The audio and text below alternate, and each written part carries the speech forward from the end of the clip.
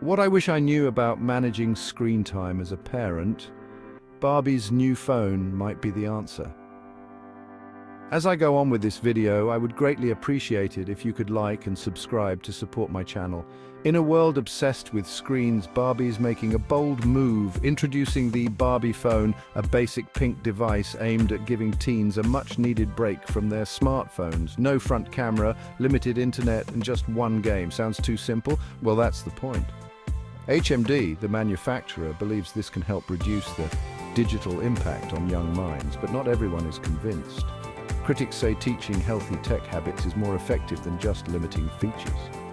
With concerns about shorter attention spans and harmful content, some schools, like Eton College, are already on board, providing students with basic brick phones.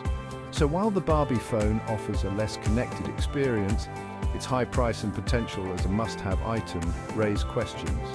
Experts suggest focusing on digital literacy and balanced tech use might be the real solution. What do you think? Is Barbie's phone a game changer or just another gimmick?